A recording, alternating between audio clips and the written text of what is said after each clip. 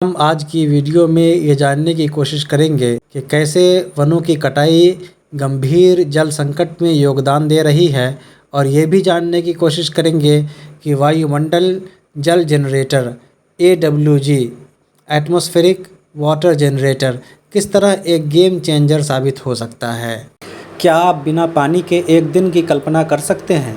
ये सोचना भी मुश्किल है ना? दिन भर के लिए आपको पीने, खाने, पकाने या साफ़ सफाई के लिए कुछ पानी की तो ज़रूरत होती ही है। और यहाँ एक तथ्य है जो आपको चौंका सकता है। हमें बुनियादी स्वास्थ्य और स्वच्छता के लिए रोज़ाना लगभग 50 से 100 लीटर पानी की आवश्यकता होती है।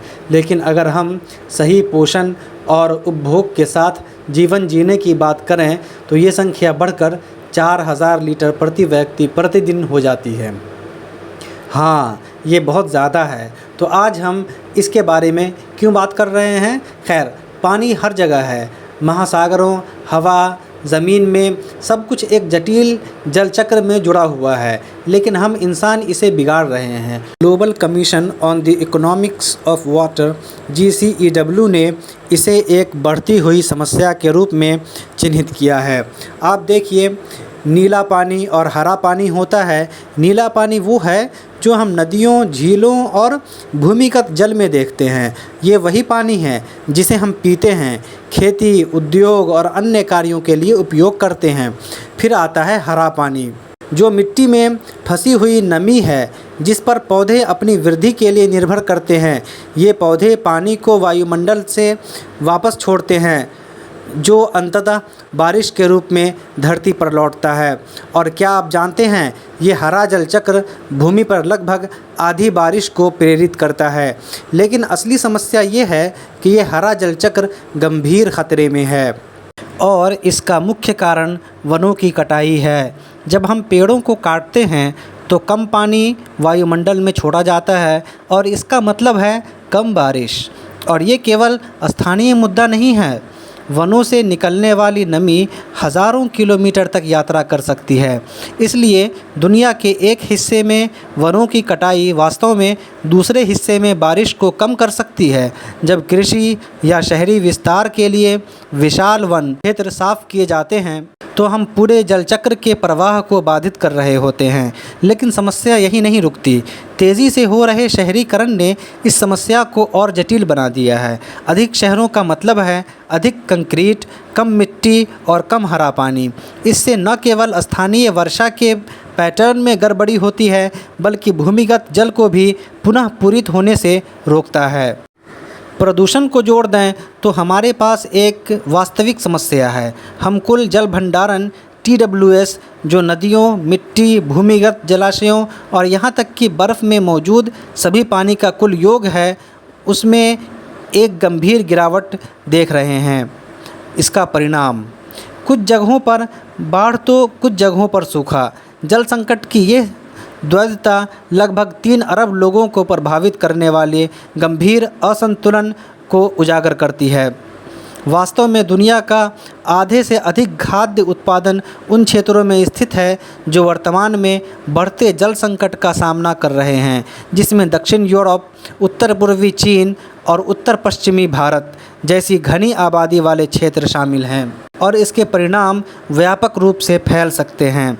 2050 तक वर्षा पैटर्न में बदलाव, बढ़ते तापमान और जल भंडारण में गिरावट, जो वनों की कटाई से और बढ़ जाती है, उसके चलते महत्वपूर्ण आर्थिक प्रभाव हो सकते हैं।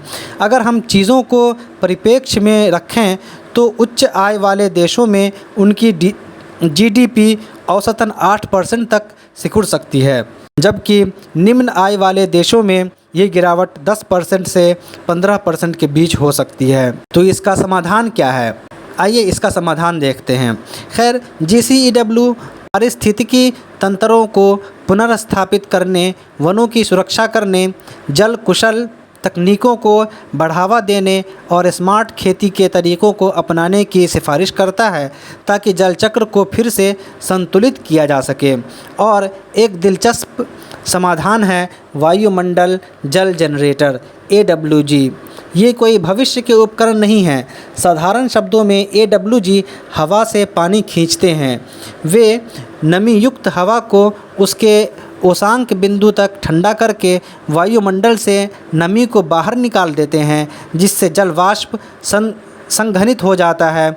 इस संघनित पानी को फिर से फ़िल्टर और शुद्ध किया जाता है, जो पीने के पानी के लिए WHO मानकों को पूरा करता है।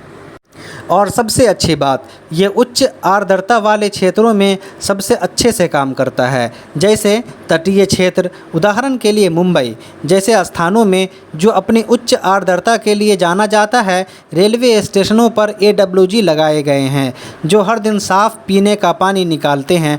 सिकंदराबाद रेलवे स्टेशन भी इसी तरह AWG से लाभान्वित होता है, जो यात्रियों को स्वच्छ पानी का एक विश्वसनीय स्रोत प्रदान करता है।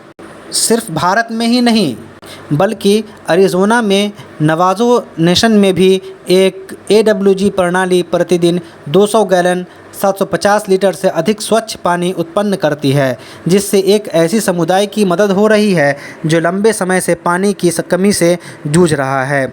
AWG अबू धाबी के पार्कों और समुद्र तटों के आसपास भी लगाए गए हैं, ताकि आगंतुक चलते फिरते गुणवत्तापूर्ण पीने का पानी प्राप्त कर सकें। ये बहुत अच्छा है ना? लेकिन AWG केवल शहरों के लिए एक शानदार समाधान नहीं है। ये संकट की स्थिति में समुदायों के लिए जीवनदायिनी बन सकते हैं। आपदा प्रवण क्षेत्रों को ही लें, जब प्राकृतिक आपदाएं आती हैं तो पारंपरिक जल आपूर्ति की लाइनें अक्सर बाधित हो जाती हैं, जिससे लोगों को साफ़ पानी की कमी हो जाती है। ऐसे परिदृश्यों में AWG एक त्वरित समाधान प्रदान कर सकते हैं। चूँकि ये सौर ऊर्जा पर चल सकते हैं, ये मशीनें दूर दराज के क्षेत्रों में भी तैनात की जा सकती हैं, ये सुनिश्चित करते हुए कि जब बाकी सब कुछ फेल हो जाए तो भी लोगों के पास स्थिर जल आपूर्ति हो। और ये सिर्फ दूर दराज के गाँवों के लिए नहीं है। AWG कारखानों को उनके भूजल पर निर्भरता कम करने में मदद कर सकते हैं, जिससे ये जल तटस्थ बन सकते हैं। हालांकि जैसे सभी चीज़ों के साथ होता है, AWG के साथ भी एक चुनौती है।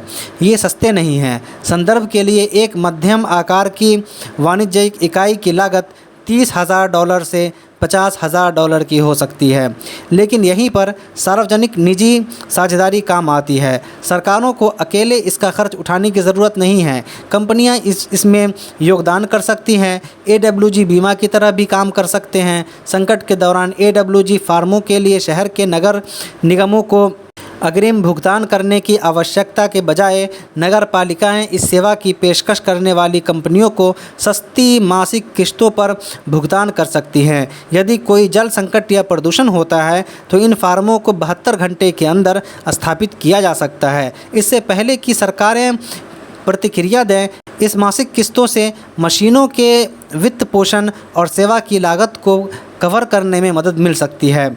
और इससे भी अच्छी बात यह है कि जल शक्ति मंत्रालय ने भारत के जल संकट के लिए AWG को एक आधिकारिक नवाचार के रूप में मान्यता दी है। ये एक शुरुआत है, लेकिन सभी के लिए स्वच्छ पेयजल सुरक्षित करने की दिशा में एक बड़ा कदम है।